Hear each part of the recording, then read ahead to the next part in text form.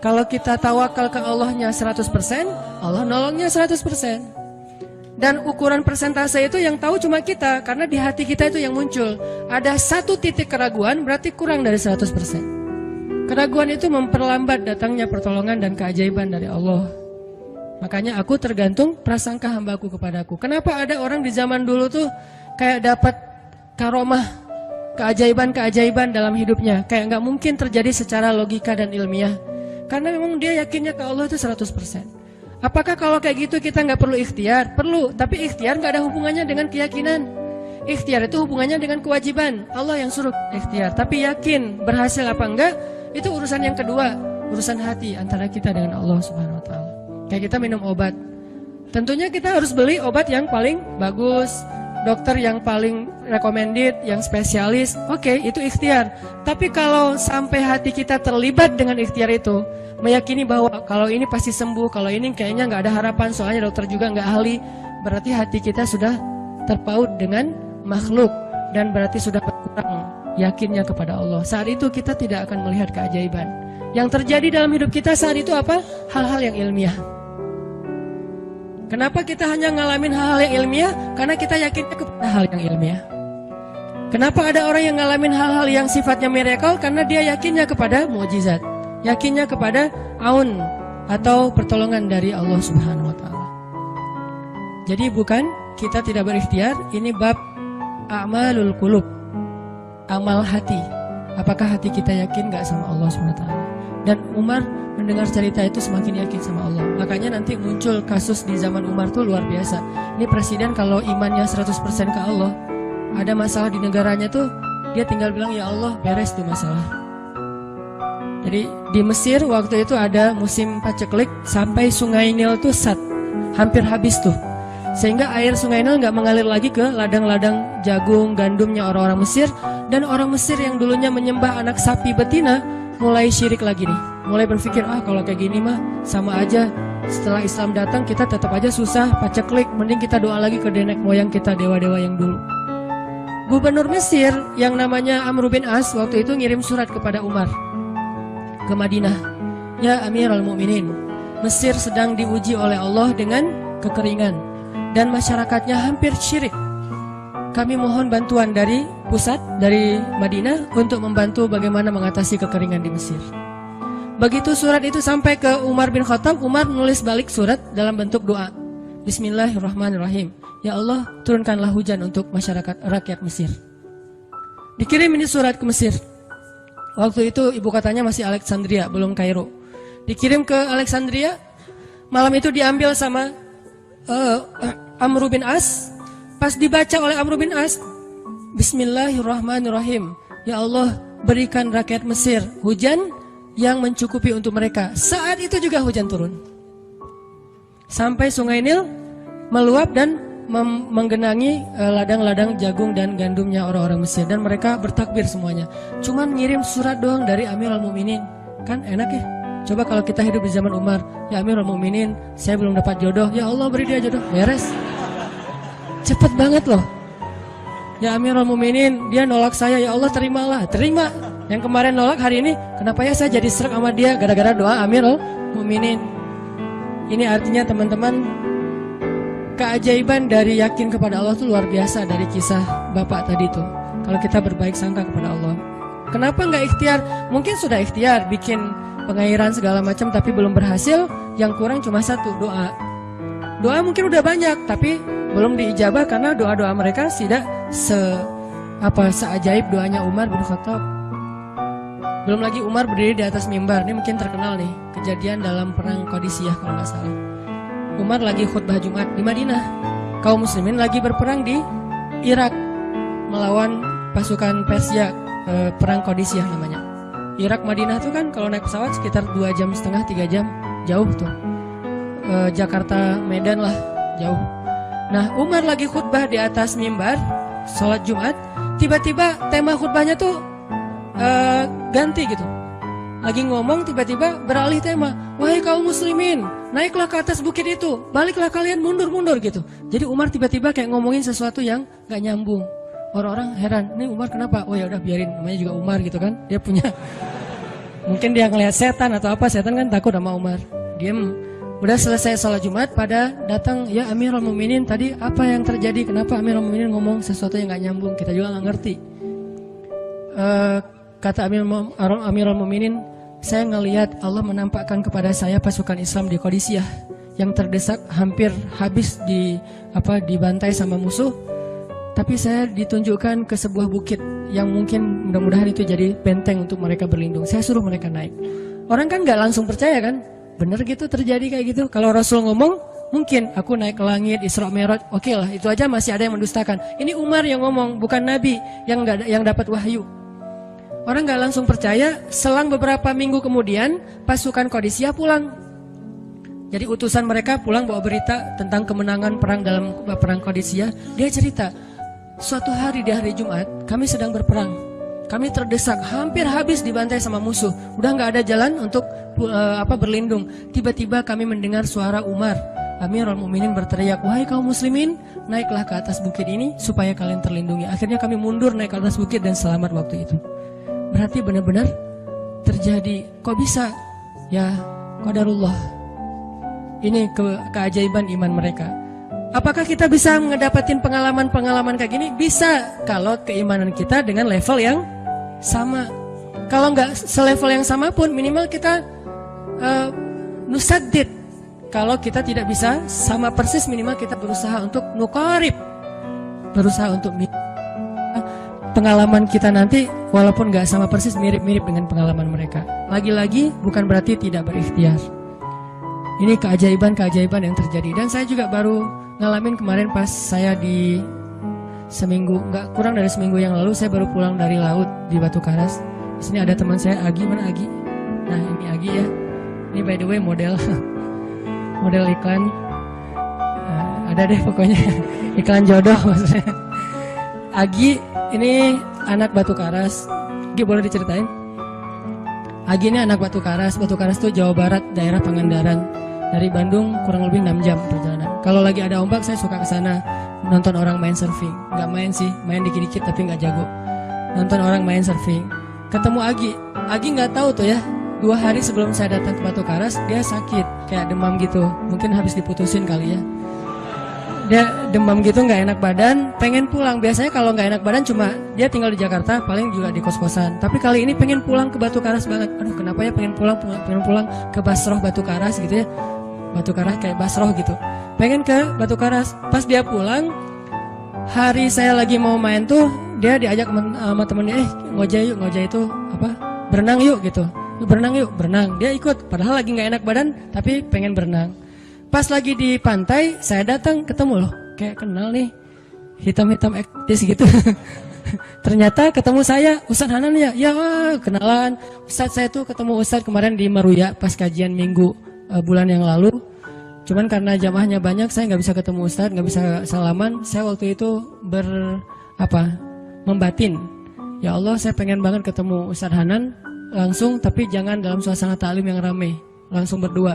Mudah-mudahan terkabulkan. Akhirnya Agi banyak istighfar sebulan istighfar. Akhirnya terjadilah yang tadi itu, dia nggak enak badan. Saya juga tiba-tiba ujuk-ujuk, kenapa ya saya pengen ke Batu Karas, kenapa ya pengen ke Batu Karas. Ternyata di sana ada ombak. Kan ada Agi. Ketemu aja di Batu Karas. Itu cara Allah menskenariokan. Dan itu terbukti banget loh, istighfar. Bukan karena saya orang soleh. Dan kita bisa istighfarin siapa aja. Saya pengen ketemu ini, saya pengen. Dan itu ajaib. Kalau misalnya nggak ketemu pun di dunia, insya Allah ketemu dengan orang soleh itu nanti di akhir. Apa ruginya beristighfar dan berdoa? Nggak ada ruginya kan?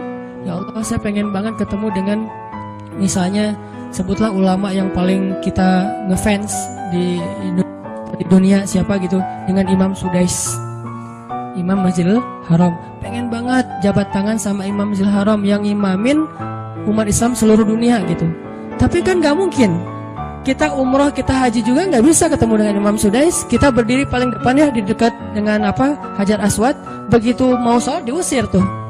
Begitu selesai salam langsung dipagar betis sama askar-askarnya. Susah ketemu beliau tuh, ajaib banget kalau bisa ketemu. Tapi kan gak ada salahnya beristighfar kan. Astagfirullah, astagfirullah, ya Allah, Sudais, astagfirullah, astagfirullah, Sudais, astagfirullah. Terus aja gitu. Pengen ketemu Sudais, Tiba-tiba bisa aja sudah datang ke Indonesia, ada seminar apa, mungkin bisa ketemu yang paling logisnya.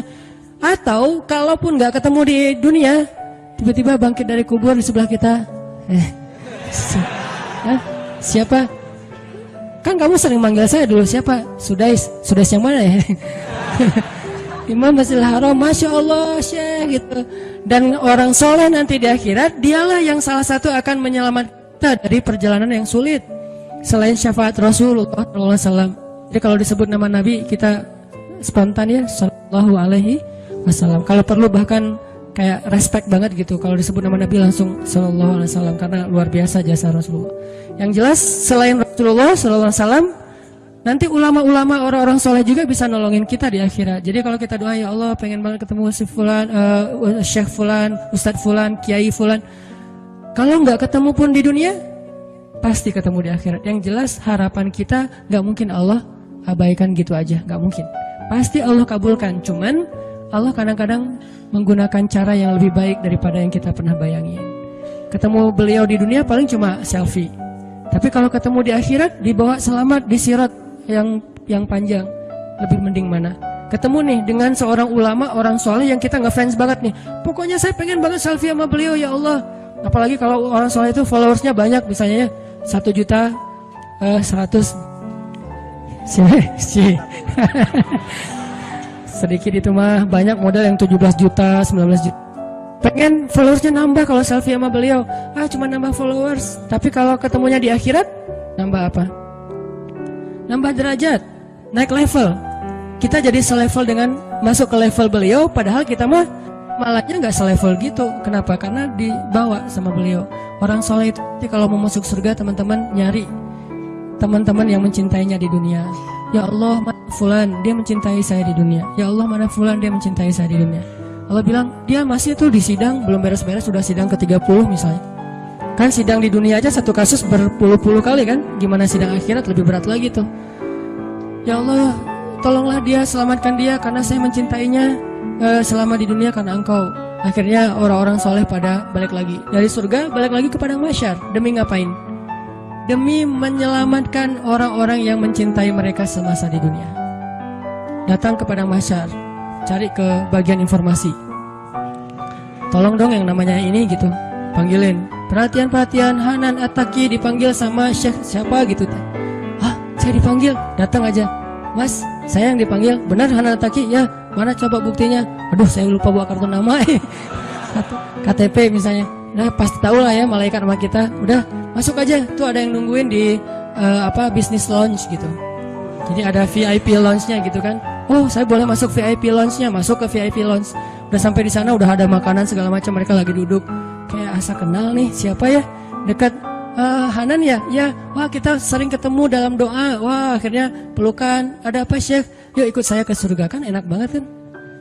Terus sidang saya gimana? Udah beres, diberesin sama teman-teman saya. Saya banyak teman di dalam gitu. Saya banyak. Beres kan? Di dunia aja bisa gitu, masa di akhirat gak bisa? Tapi dengan seizin Allah dan Allah ridho dengan kebaikan-kebaikan itu. Jadi gak ada sia-sianya juga. Kita kan dulu saya pernah cerita yang Imam Ahmad bin Hambal kan, yang pengen banget ke Basrah, dan itu ternyata terjadi juga sama Agi. Dan terjadi juga sama salah seorang driver ojek online di Bandung. Baru 2 bulan yang lalu kejadiannya. Saya lagi datang ke markasnya Pemuda Hijrah, kita sering ada kayak rapat gitu di kantor. Markas kita namanya Masjid Al-Latif di dekat Gedung Sate. Datang dari pagi rapat sampai sore. Dan saya pakai baju main biasa, bukan pakai baju salim. Sebetulnya sama aja sih. Nah, waktu itu sholat zuhur di Masjid Al-Latif, saya ngimamin sama asar. Habis asar pulang, karena nggak nyetir sendiri, saya pakai online. Saya order nih, pakai ojek, ada yang ngambil, drivernya ngambil, datang jemput, pulang. Kemana? Ke Cimahi, pulang. Di tengah jalan dia nanya, Mas sering sholat di Masjid Al-Latif itu ya? Saya bilang, ya lumayan. Saya bilang, ya itu masjid rame banget, anak-anak muda pada numplak di situ taklim. Siapa sih itu, ada imam muda, bagus suaranya gitu. Ntar jangan GR dulu. Muzammil, oh iya Muzammil, ya bagus tuh. Tadi udah GR, ternyata salah. Oh, Muzamil, benar-benar Muzamil tuh suaranya bagus banget ya, anak ITB kan? Ya, anak ITB ya. Kalau Mas di situ sering ngimamin juga? Ya, sesekali sih saya bilang. Dia mulai curiga gitu. Suka ikut talim juga di sana? Ya, kadang-kadang saya bilang. Kenal sama Muzamil? Ya lumayan, padahal murid sendiri kan. Lumayan saya bilang. Oh, Mas kayak nggak asing nih. Mas tadi ngimamin sholat zuhur bukan? Ya, saya bilang. Mulai curiga kan dia. Mas namanya siapa sih Mas? Hanan, saya bilang. Hanan? Hanan yang mana nih? Ya.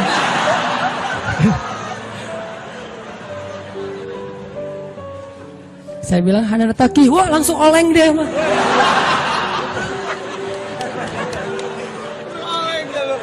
Oh, Mas biasa aja Mas biasa aja gitu. Ini benar Ustaz Hanan Taki, benar. Masya Allah, ya Allah, udah gitu kayak terharu gitu, heboh, semua orang pada ngelihat lampu merah lah gitu ya, pada ngelihat semuanya. Saya langsung pakai masker, gitu. Ustadz tahu nggak Ustadz, saya sebulan ini istighfar terus habis dengerin cerita Imam Ahmad bin Hambal yang ke Basrah, saya istighfar, ya Allah pengen banget ketemu Ustadz Hanan, tapi jangan ditaklim berdua, jadi bisa curhat-curhatan gitu. Ternyata Allah bikin skenario, saya order ojek online, dia ngambil, jadi ngobrol di jalan sampai ke rumah, akhirnya bertamu nggak pulang-pulang. Wah ini luar biasa cara Allah. Dan wallahi teman-teman, dan itu terjadi. Jadi udah 2 kasus nih yang saya alamin ya. Satu Agi, satu lagi yang ojek online tadi. Dan dua-duanya hajatnya sebulan Allah kabulkan. Jadi kalau ketemu saya aja sebulan gampang, masa ketemu jodoh bertahun-tahun gak dapat ya? Gimana nih? Istighfarnya gimana nih? Nih terutama buat cewek-cewek nih. Kalau cewek-cewek kan nggak bisa nyari, masa cewek kayak kepo gitu kan nggak mungkin. Pura-pura follow, nge-like, kok dia nge-like terus yang first like lah gitu. Nggak mungkin kan? Cewek kan agak-agak jaim. Ya udah istighfar aja deh. Banyak-banyak istighfar. Tiba-tiba ada yang kesandung jatuh di depan cewek, HP-nya jatuh. Dia pergi, HP-nya nomornya. Nggak penting sih ceritanya. Pokoknya ada. Ada jalan dari Allah yang kita nggak ngerti nih, yang jelas bisa. Kita tinggal yakin aja sama Allah, istighfar, Allah yang kasih jalan. Walladzina jahadu fina lanahdiyannahum subulana. Pokoknya kalau kalian bersungguh-sungguh kata Allah di jalan kami, udah kami kasih jalan-jalan keluar yang subul, jamak dari sabil, banyak banget jalan keluar di sisi Allah.